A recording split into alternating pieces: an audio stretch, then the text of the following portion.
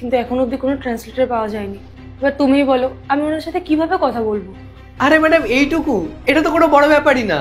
আমি Germany language জানি, আপনি যদি বলেন তাহলে আমি ক্লায়েন্টের সঙ্গে কথা বলতে পারি। এ কি কথা বলবে, উল্টো সব কিছু বিগড়ে দেবে। স্নেহা, আমি তো কথা বলছি ওর সাথে। তুমি যদি এখানে শান্তভাবে বসে থাকতে পারো তাহলে বসো, আর নাহলে বেরিয়ে যেতে পারো। Sorry ma'am. Rahul, are you sure যে তুমি জার্মানি ল্যাঙ্গুয়েজ জানো আর তুমি ওনাদের সাথে কথা বলতে পারবে? ইয়েস ম্যাম, আমি জার্মানি ল্যাঙ্গুয়েজ জানি। এখন সবটা আপনার ওপর, আপনি যেটা ভালো বুঝবেন। ঠিক আছে, আমার কোনো প্রবলেম নেই, কিন্তু দেখো যাতে কোনো গন্ডগোল না হয়। এসো, আসো। Okay ma'am.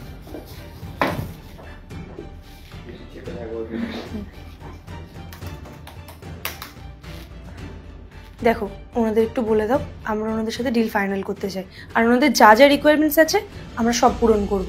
এই প্রেজেন্টেশনটা দেখিয়ে ওনাদের এগুলো বলে দাও। পারবে তো এটা? হ্যাঁ ম্যাডাম, করতে পারবো। ঠিক আছে। হ্যালো, ইজ স্লেপস্ট রাহুল।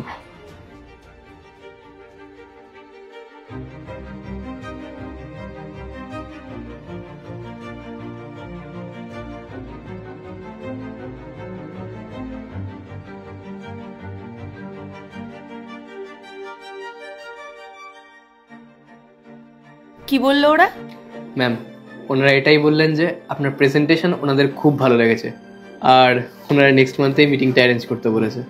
আরে বাহ, এটা তো খুব ভালো খবর। Thank you so much Rahul, আজকে তোমার জন্য এই মিটিংটা ফিক্সড হলো আর সব কিছু ভালোভাবে হয়ে গেল। Thank you very much. কোনো ব্যাপার না ম্যাডাম, এটা তো আমার কর্তব্য। দেখো রাহুল, আজকে যদি তুমি না থাকতে তাহলে ওনাদের সাথে আমার কথাই হতো না।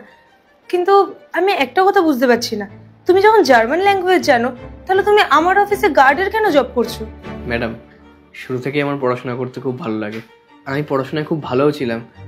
কলেজে আমার সেকেন্ড ল্যাঙ্গুয়েজ জার্মান ছিল, তার জন্যই আমি অনেক ল্যাঙ্গুয়েজই জানি। কলেজ শেষ হয়ে